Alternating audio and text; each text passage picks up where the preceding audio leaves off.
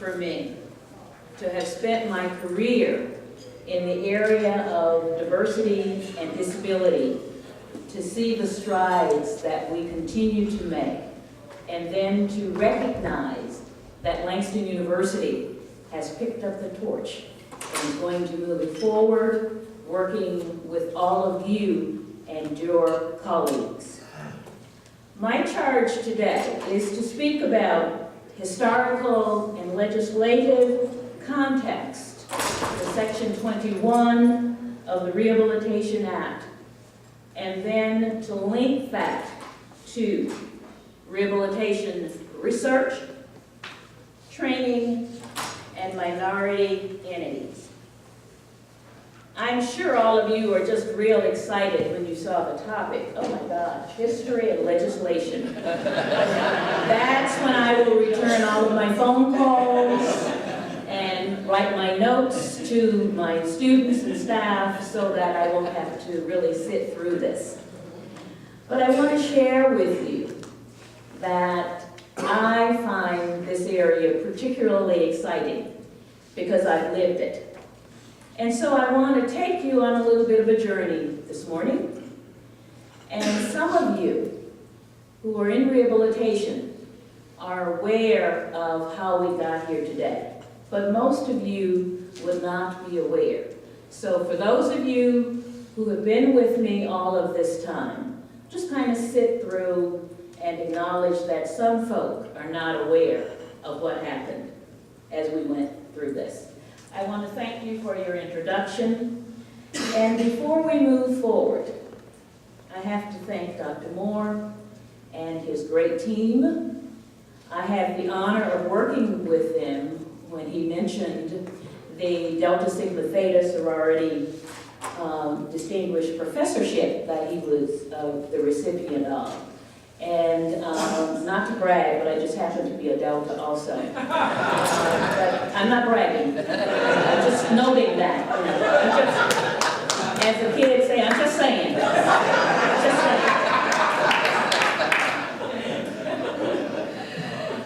saying. You know, there is a quote that I really love, and it's by Aristotle, and it says, "We are what we repeatedly do. Excellence, then, is not an act, but a habit." Langston University, under the leadership of the rehab program for Dr. Moore, models excellence through what they have done and what they are doing. And so, as you think about your involvement today, I would like for you to think about your mission, should you decide to take it.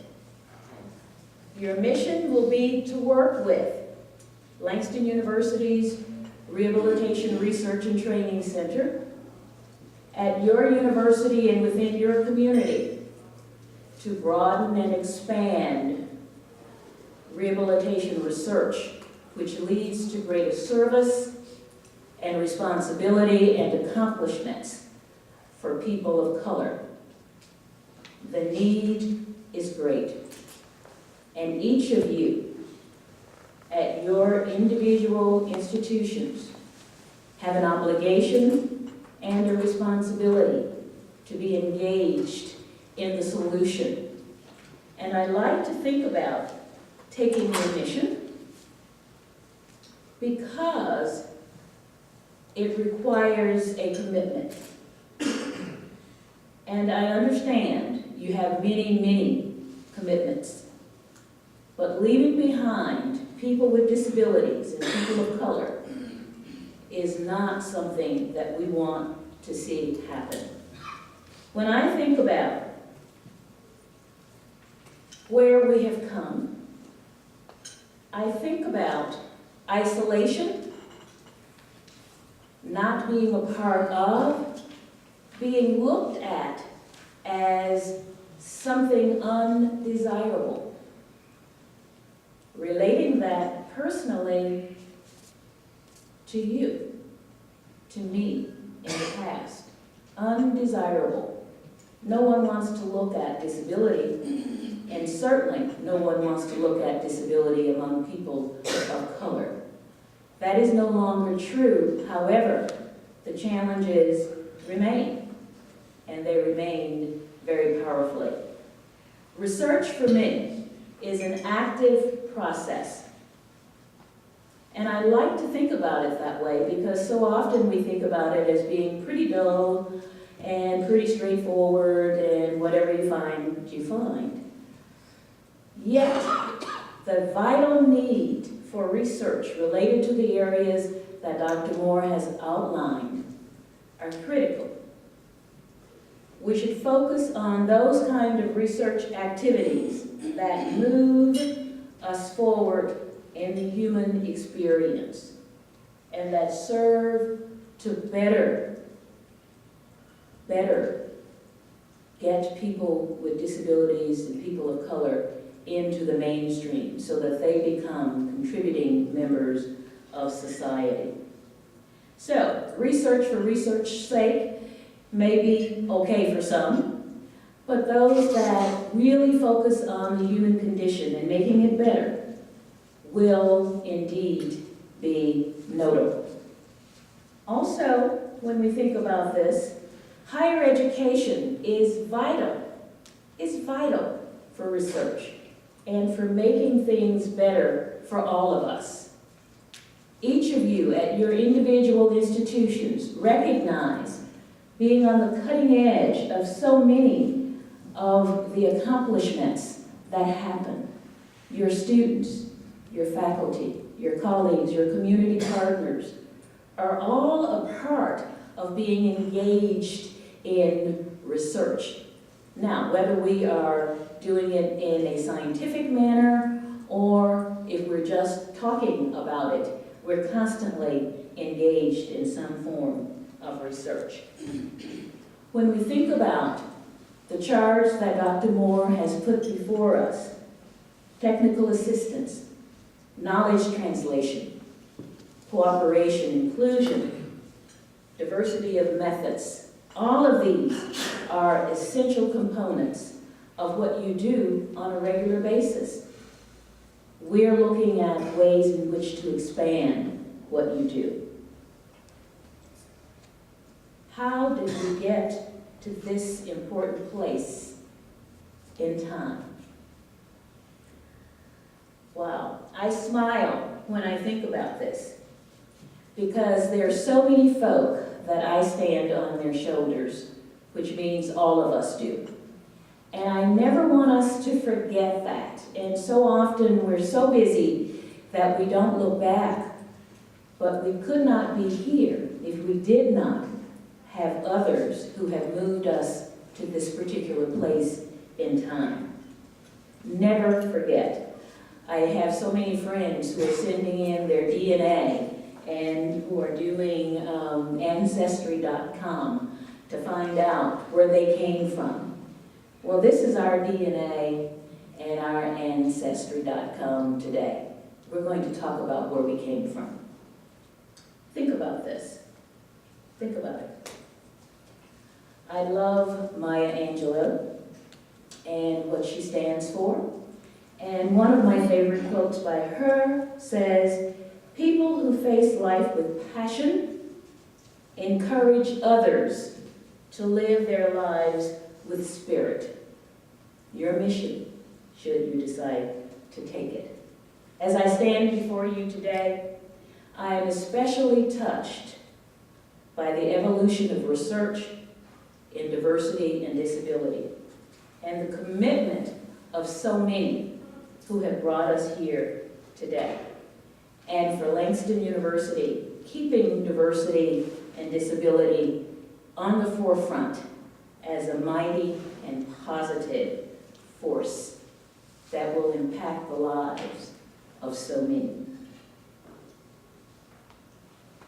In 1980, interesting time for me, I had a publication in the Journal of Rehabilitation.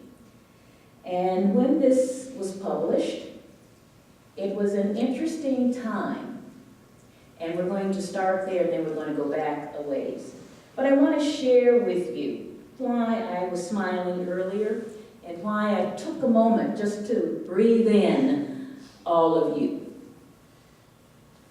When my dissertation was set up to be published and it was submitted to the Journal of Rehabilitation, my then major professor, George Wright, at the University of Wisconsin, was quite a pioneer, and certainly one of the outstanding pioneers in our profession, gave me a call one morning, and I tend not to be a morning person, so this has been a real challenge to get me up and out of my time zone and up and out at this hour, but, you know, for Dr. Moore, no problem. No problem. So he called me in the morning, and I knew something was wrong. I was married at the time, and my then husband said, mouthing to me, "It's Dr. Wright." And I thought, oh my God, they want my dissertation back. That's the only reason he would call me in the morning. But he was to let me know that one of his other students, graduates, had given him a call and said, you know, I need to tell you something because you're my mentor, that I have been asked by the Federal Rehab Services Administration and the Journal of Rehab to reanalyze Bobby Atkins' research. And Dr. Wright said, well, why would you want to do that? Well, we're just not happy with what he found. Having the name Bobby, thought it was short for Robert, I suppose. Anyway, we said, well, okay, what'll happen, happens. Now, you can imagine, as a new professor, the thought of having your data reanalyzed sent shockwaves through me, to say the least. And yet, they did that. And their results was the same, but their interpretation was different. And so the publication of the Atkins and Wright article in 1980 was quite a controversial publication and has led us to where we are today in some ways. So we never know where we're going to be, but it's important for us to stay in the game, to stay in the game. I think about two individuals who had a great impact on ensuring that the research got out to the public.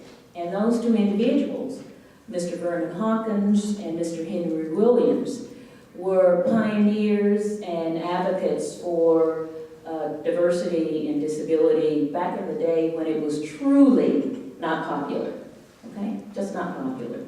And these two individuals said, we want you to come to the National Rehabilitation Association Convention, which will be held in Louisville, Kentucky in 1980, and be the keynote speaker for our separate luncheon. At that time, there was an association of non-white rehabilitation workers. Note my language throughout, how we are evolving as I speak, okay?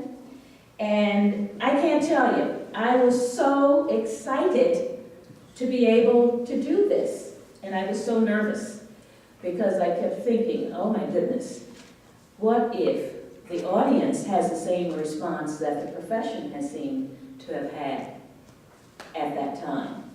Well, to my delight, the audience was receptive and willing and ready to hear about how we were faring within the rehabilitation system. At that time, when I did the research, I only included African Americans because there were not enough individuals from other ethnic groups to be included in the study. It was not enough so that we could have any kind of data manipulation around them. And so we focused on African Americans. Again, letting us know what the challenges are. When I ask myself, how did I get here also, I think about, any of you ever heard of a town called Bastrop, Louisiana? Wow, at least 3 people have. That's my hometown. It used to be a paper mill town. It is no longer, and the town is really in very, very dire economic straits. As a matter of fact, my family has moved out of Bastrop, Louisiana, and are now living in Lafayette, Louisiana. So I want to share that with you because, again, I'm standing on the shoulders of so many folk, and those poor black people in segregation, which is where I came from, really were committed to us, really committed to us. And every time I go back to Bastrop, Louisiana, particularly when I go to church, you know what they do. They have you stand up, and you have to tell what your church is, what your church home is, and that you're bringing greetings from your church home. But they want to let the young people see that there are possibilities, because we're talking about a very depressed community. And yet, here I stand today. There are so many within rehabilitation whose names some of you will not recognize, some of you will. I'll just take a moment to reflect on a few of those, because it is important, because they went before. And if it had not been for them, we would not be here today. Beth Anderson, Dr. Milk Wilson, Dr. Brock Schumacher, Dr. George Ayers, Dr. Bob McConnell, Dr. Tennyson Wright, Dr. Paul Young, Ms. Treva Roanhorse, who was here yesterday for the advisory committee and is a member of the advisory committee, Dr. Ken Naliahi, and many, many others. I do that because some of our students really don't have an idea of how we got to where we are today. So I think it's critically important. I'm going to do a little snapshot now of diversity history in rehabilitation. And it truly is a snapshot, but it's a historical one that I have lived.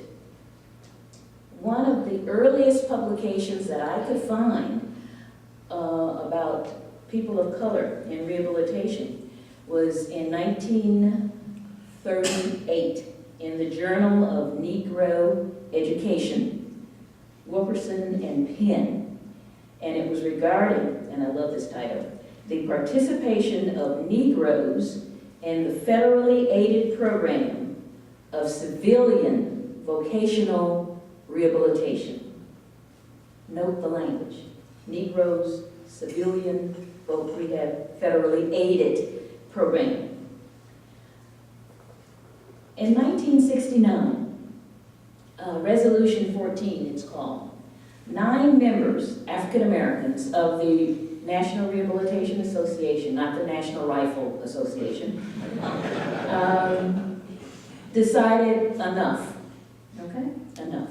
And so they established Resolution 14, which talked about the need to include people of color within the National Rehabilitation Association, which was 46 years old at the time. And none of the needs had been talked about up until that particular time. These folk were so dynamic, and some of you know Vernon Hopkins, tall gentleman, and has a very serious statue about him. And his best buddy, Henry Williams, short guy. So the two of them were quite a dynamic duo, to say the least. And they just stood up in the middle and walked up front and told the association, we want you to hear our demands. And so with the passage of Resolution 14, it became the first time that there was a formal recognition by NRA that race and ethnicity was an issue in the organization and more broadly in rehabilitation.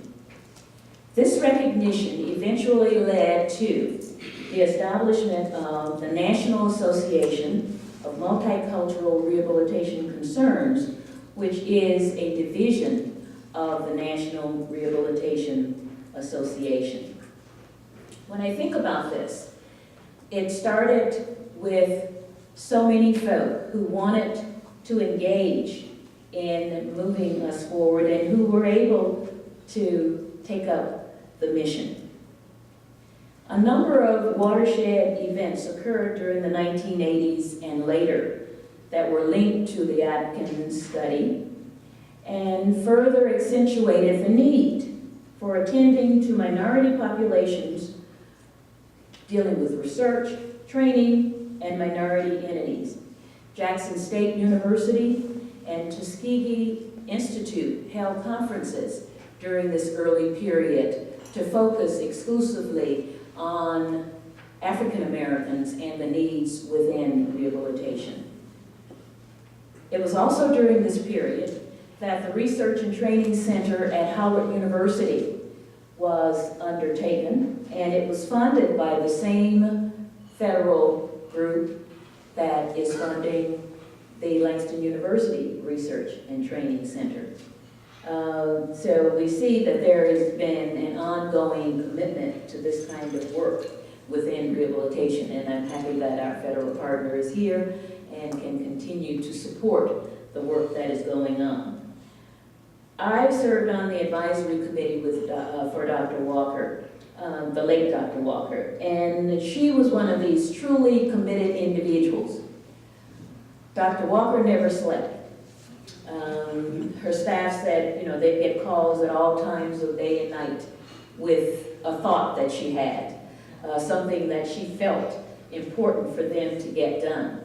And as a dynamic leader, her center really did much to bring diversity to the attention of our profession. We had annual conferences, and she was engaged with the President's Committee on People with Disabilities and all kinds of engagements that kept this alive.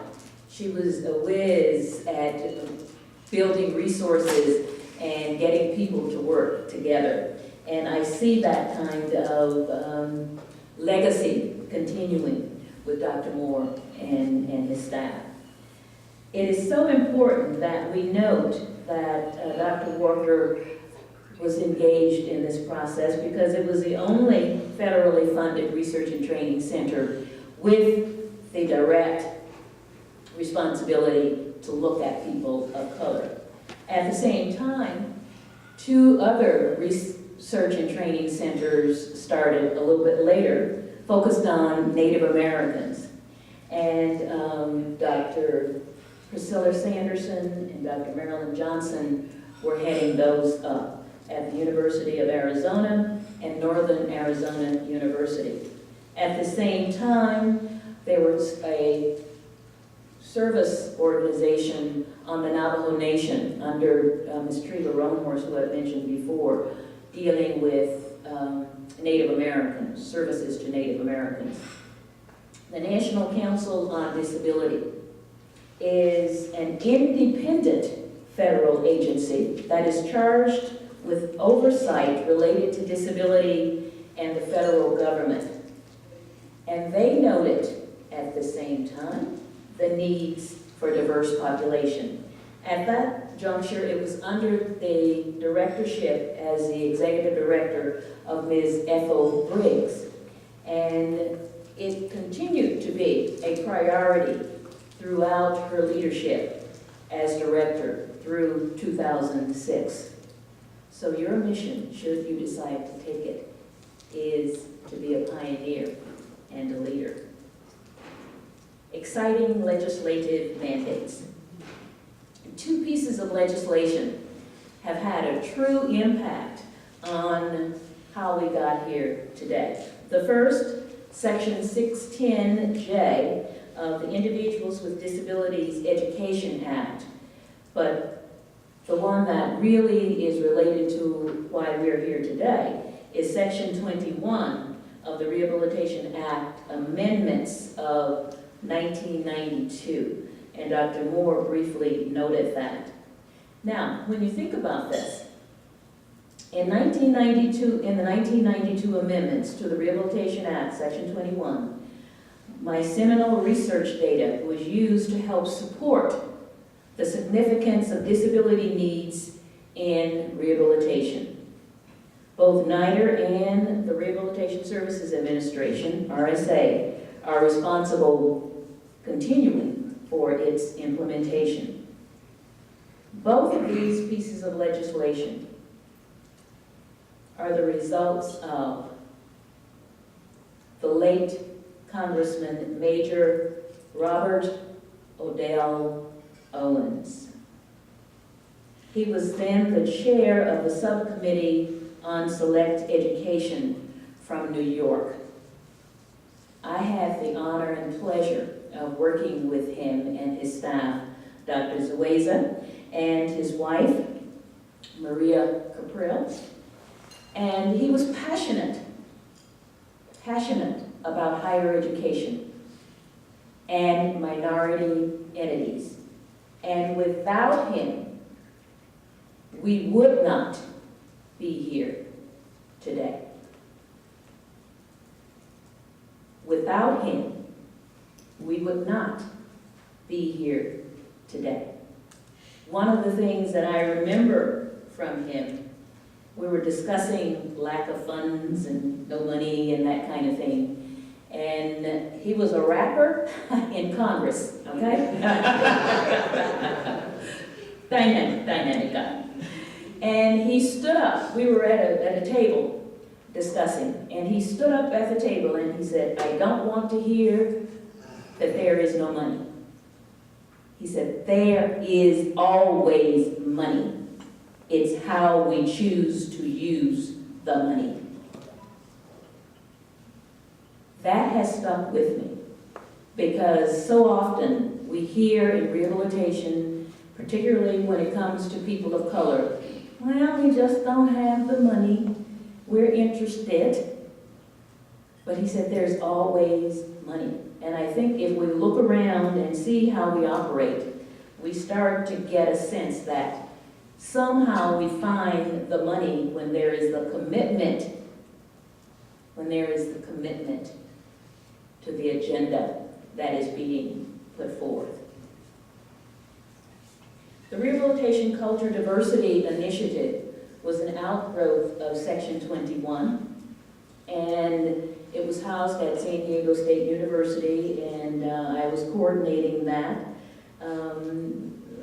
The person who's going to speak after me, Mr. Hopkins, is going to talk about the capacity building, but he was also involved in the Rehabilitation Cultural Diversity Initiative. We had what we referred to as lead specialists who went out within their region. At that time, rehabilitation had regional offices, no longer exist, and there were 10 regions.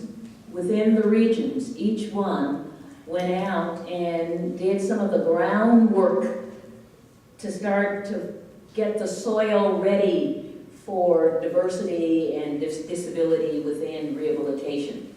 We're talking about the 1990s. We're not talking about way back when. We're just talking about the 1990s. We're still getting the soil tilled to be receptive to the ongoing needs. And Dr. Moore described some of the data related to disability prevalence within groups, people of color. And we're tilling the soil to get out and to see what is going on. Ms. Ellen Chesley was the director, the project officer for the Cultural Diversity Initiative, as well as a capacity building, which Mr. Hopkins will speak to you about a little bit later. At the same time, the National Association for Equal Opportunity in Higher Education, NAFIO, and the Negro Educational Review were engaged in some initial projects related to disability and diversity. And I think that is so important because I can remember when my colleagues at San Diego State knew I was going to be on this advisory committee. They said, the name is Negro. Why hasn't that name been changed? And the name had not been changed because that's a part of the legacy. That's what we were called at one point as African Americans. So it's not an embarrassment, not to me. The language has changed. But when you think about the fact that we have to have organizations that are specific to groups, it tells us that our work continues, A number of significance has grown out of the Rehabilitation Cultural Diversity Initiative. And, you know, the Consortium of Administrators for Native Americans with Dr. Ken Naliai and Ms. Treva Roanhorse brought American vocational rehabilitation for Indians into the forefront. There are many of us here today who are benefiting from the work of the capacity building teams. And again, Mr. Hopkins will give you more details on that. And we were saying when we got started this morning that we were both just very proud to be a part of this group and to look at this audience and to know that the initial work that has been done is indeed paying off. Why have I taken the time to do a snapshot of history and legislation within rehabilitation? And why did Dr. Moore ask me to do this? Clearly, it is important because Langston University's Rehabilitation Research and Training Center would not be here if those folk had not gone before. Okay? And it is clear that we are important and that the expertise of those at minority entity higher education institutions is needed. I want to repeat that. The expertise of those at minority entity higher education institutions is needed. And there's so much that we have to offer when we have the opportunity. And again, we have to create those opportunities for ourselves. History permits identity. It lets us know who we are and where we came from. It acknowledges our contributions. It reflects our success and our pain. And history provides avenues for learning. And when we learn, never again. Never again. There are two books that I want to mention. I'm an educator at heart. And I don't know how many of you have read the Isabel Wickerson, The Warmth of Other Suns.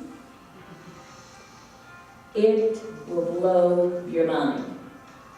It talks about the migration of slaves from the South to the West, to Chicago, to Washington, D.C., Baltimore, and on to New York.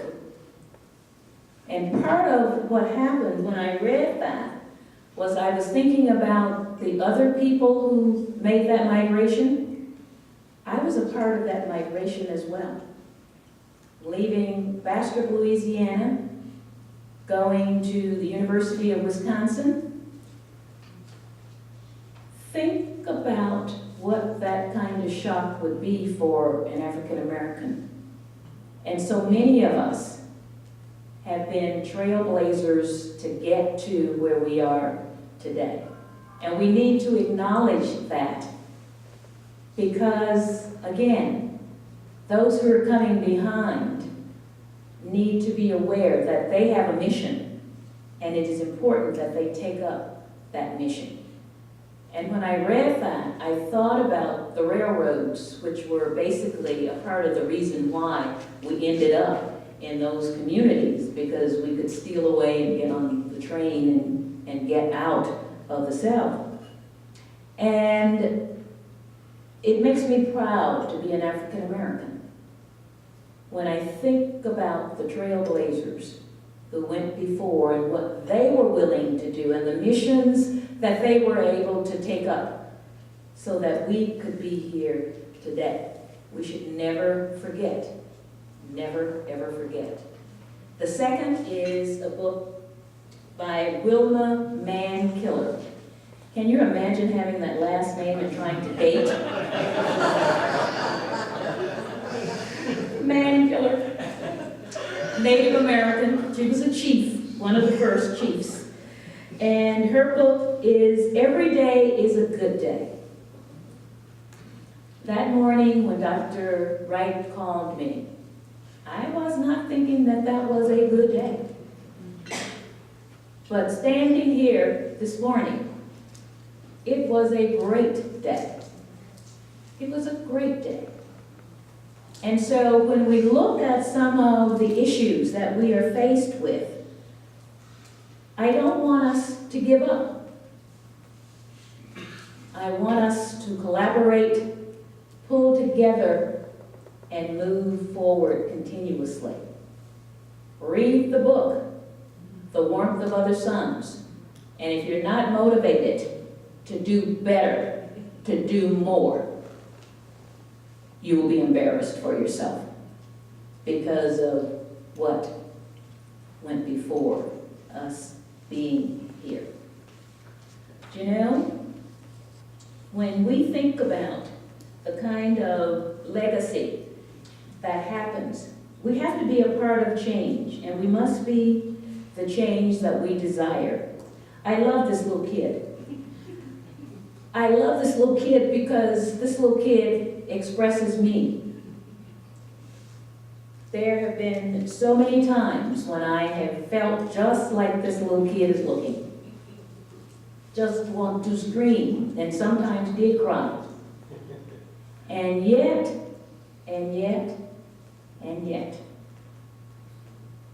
with support from people in this group, I look around and I see folk that have had my back for years, and folk that have supported me and encouraged me. And so, you know, the tears were okay. It was a good day. It was a good day. So I did not get here by myself. None of us have. And I'm sure all of us have felt like this little kid at some point. You must be the change that you desire. There is always something for you to do. Each one of us was born to add value to the human experience. Every person. And if you don't do your part, it's simply not going to be done. It's not going to be done. And not everyone is going to be a president. But wherever you are in the system, do your part. Add value. Add value. Our thoughts are creative. I want to ask a few questions. What assets do you and your institution possess that can support diversity and disability research, dissemination, technical assistance, and knowledge transfer? Anybody want to yell out? I'll repeat the question. What assets do you and your organization, your institution possess that can support diversity and disability research, dissemination, technical assistance, and knowledge transfer? Human resource. Human resources. First HBC, PhD, and Excellent. Yes, yes. You have demonstrated skill and expertise among our faculty who've done it. Wonderful. Interested students. Definitely. we have a 20% Hispanic population, which would contribute to the bilingual. Without a doubt. So when we think about it, and I know everybody has assets that their institution possesses, you're just being shy about it. This is what Dr. Moore is asking you, to look at what assets you already have and then to build upon those so that we can move the agenda forward for people of color. Then my next question is, what needs can be met at your institution by your involvement in the Langston University RRTC? So not necessary for you to yell those out, but think about it. What needs can be met? And he gave us a list of his thoughts on this. But I know each of you can add to that list of how this Research and Training Center can benefit your university.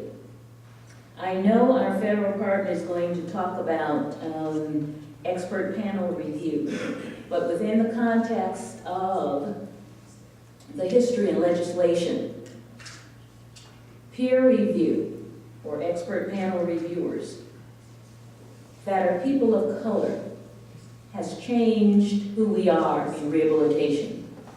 And not everyone is happy about that.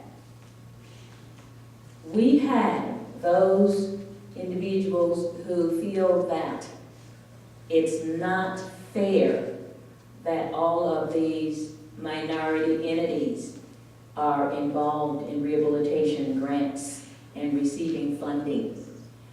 And I know Mr. Hopkins will talk about that a little bit more. But it was important that I note this because having served as a peer reviewer, I know some of the lack of information and the incorrect information about who we are as people of color, sitting on some of those panels. And that was back in the day when they would actually bring you into DC to review the grant proposals.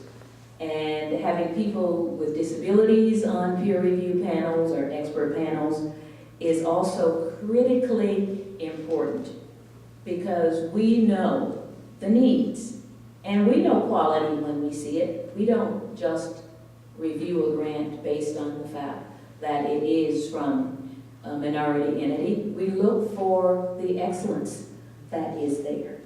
And so I encourage you to be a part of the expert panel.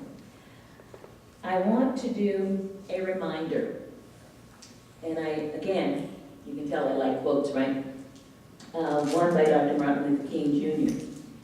Everyone can be great because everyone can serve. Everyone can be great because everyone can serve.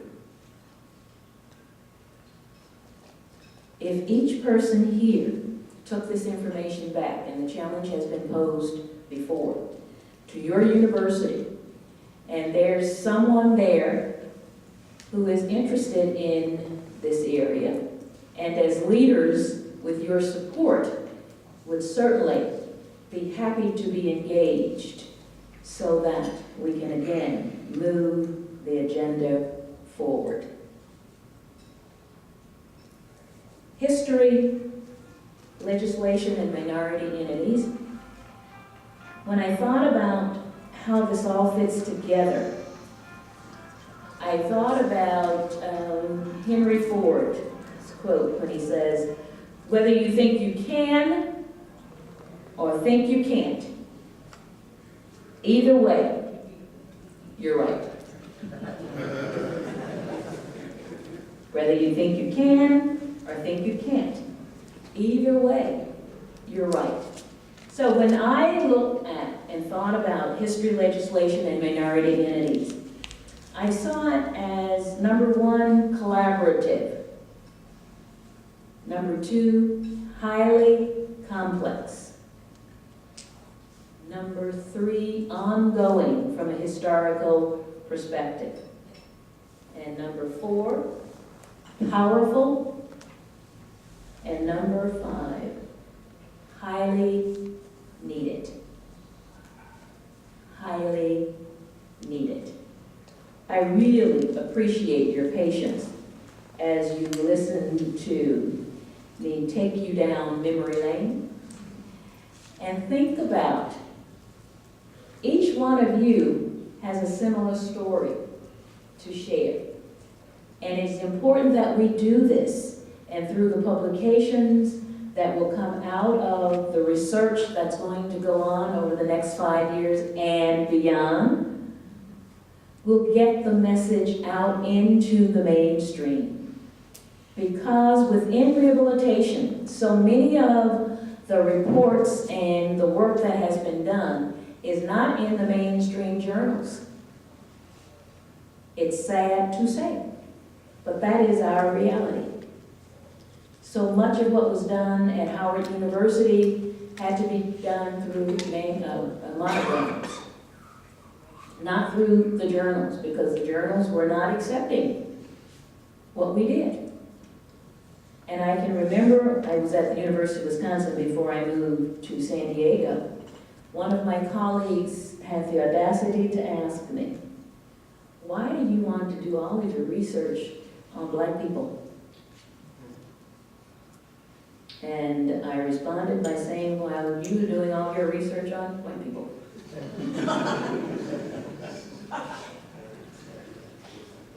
These were painful times, very painful times.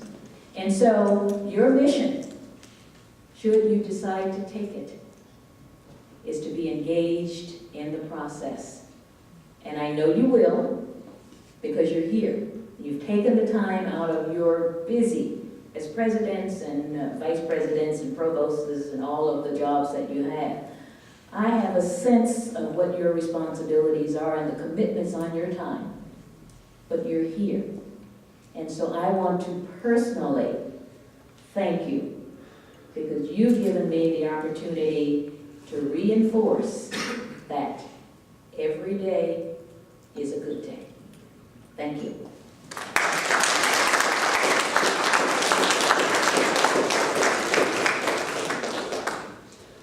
I'm free to answer any questions if you have any at this time for me. I always tell my students I've done such a dynamic job, you don't have any questions, so I'm done. Thank you. His organization is a consulting firm primarily serving the public rehabilitation community.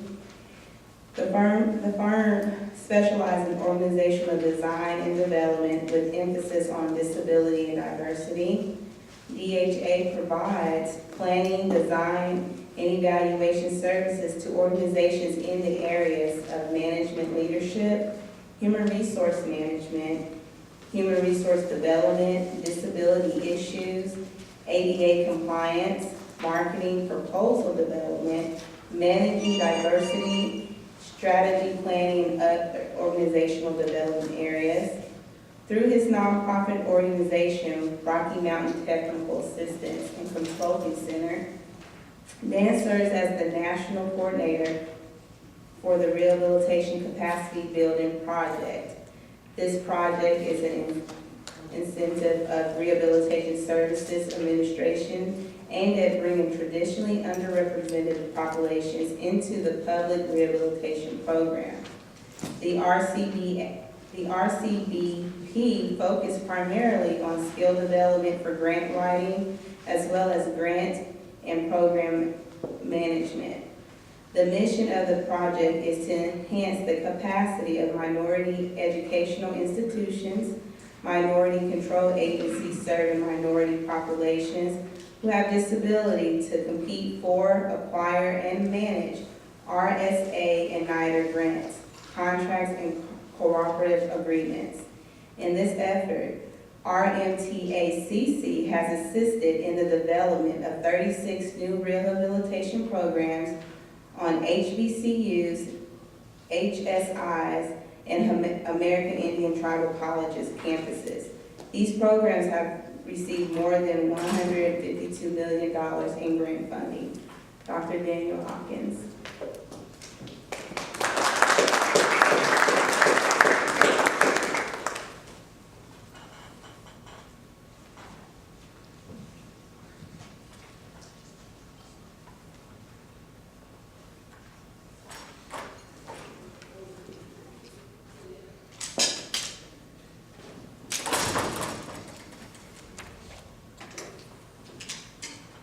Dr. Atkins just sat down, and it's really humbling to hear her speak. For those who don't know, she spoke of a history of which she participated.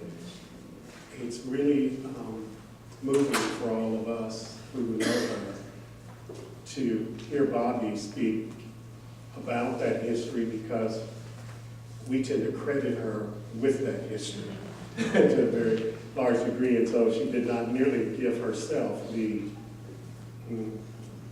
attention and the prominence that she really plays in that process. So I wanted to stop before I get started to acknowledge that and say thank you, Bobby, for not just participating here today, but participating in our lives in a way that's made so much difference for so many people. Thank you very much.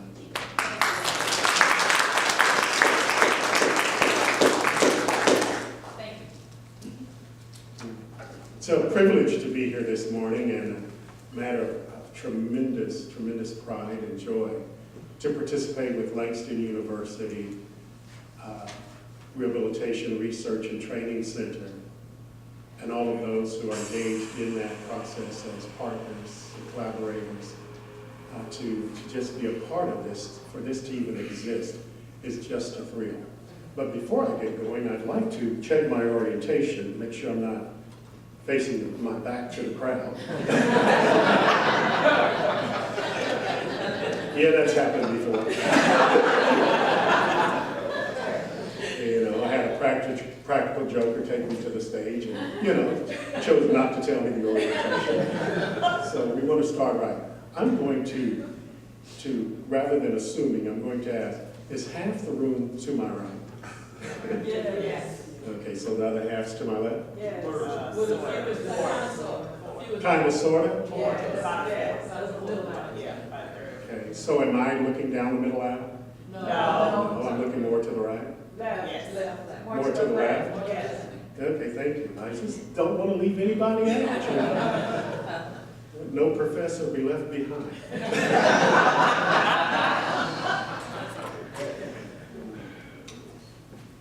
What a privilege. Dr.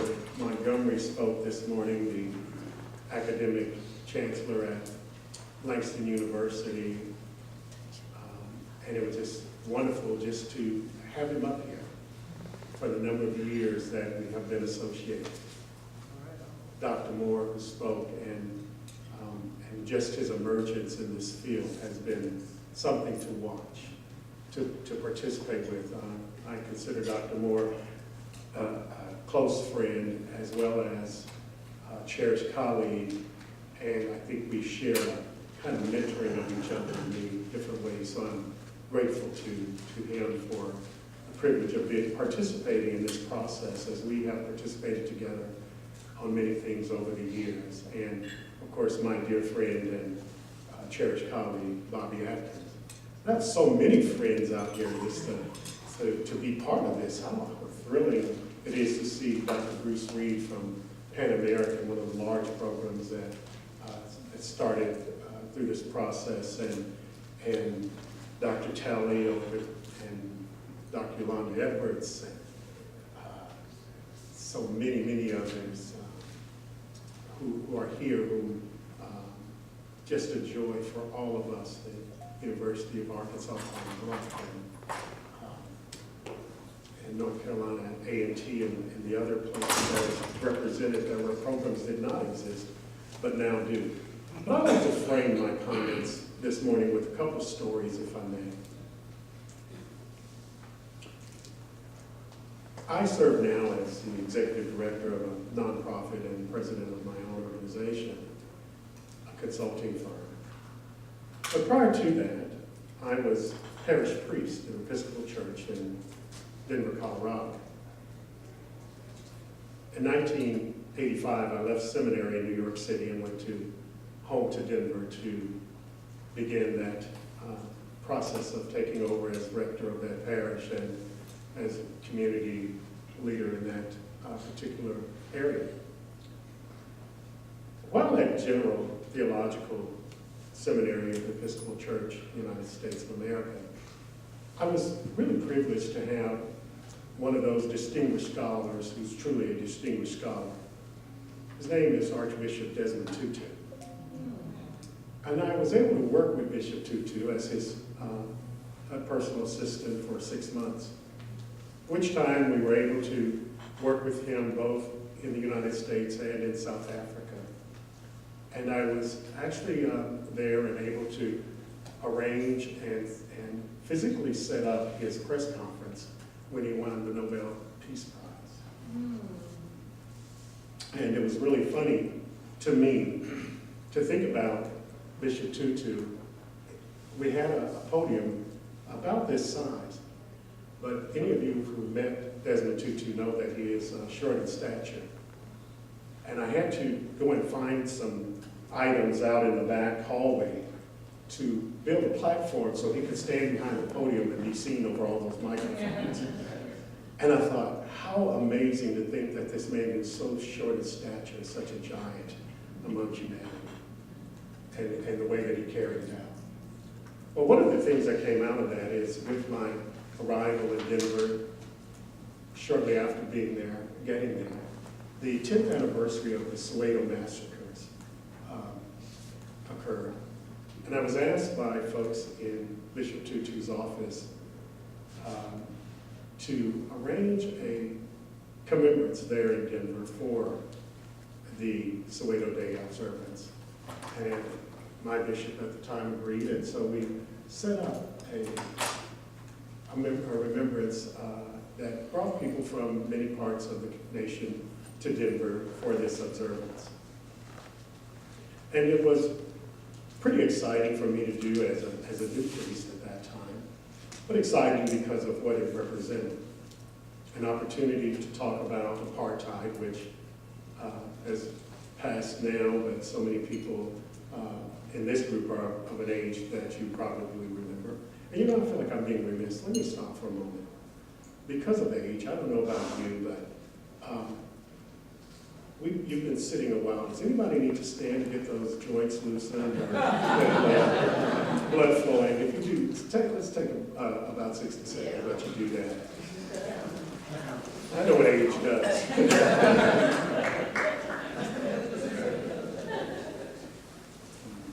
Anyway, I was able to organize this Soweto Day observance in Denver, and it was really moving for me as a personal endeavor to participate in that. But following the observance and all the speeches that were made and the choir singing and all of the different things that happened that were moving in themselves, what I remembered best about it was the phone call I got the next day. And it was from a group home that served young people, all of them below the age of majority, who had disabilities. And they called and asked me if I would come and speak to their group, because they had been at the observance the night before, and as much as they were moved by the discussion around Soweto, they were particularly moved that the organizer was blind. And they asked me to come and to share with that group around that issue. Well, when I got to the group home a couple of days later to speak with the young people there and their directors, I was pulled aside and the director said, I really wanted you to come. It was their idea that you come, but I really was hoping you'd come. I'm glad you're here. Because I have one young man I really want you to spend some time with who happens to be one of our blind students. So after talking with the group and having lunch with them and entering into conversation, I sat down with a 7-year-old named Max. And I talked to him a little bit. I said, Max, they really wanted me to talk to you in particular. Can you tell me why? And Max said, after some coaxing, yeah, I haven't been real happy. I said, what does real happy, not real happy mean? Well, I've been really, really unhappy. I said, okay, how did you show people that you were really unhappy? He said, well, I tried to commit suicide. I said, at 7 years old? What in the world makes you that unhappy? And he said, well, I'm blind. And I said, okay. What is it that makes you so unhappy about being blind that at 7 years old you want to kill yourself? He said, well, I don't want to tune pianos or be a DJ. And I don't know what else blind people can do. And so I might as well just die. Max and I began to speak over time, to talk with each other, to develop a dialogue. And luckily, Max did not commit suicide. Max is a very successful attorney after gaining a degree at Brown University, where he graduated summa cum laude. He saw no promise for his life. Another incident happened. Dr. Atkins mentioned the Rehabilitation Culture Diversity Initiative. When I left the parish as its rector and started a doc program there at the University of Denver,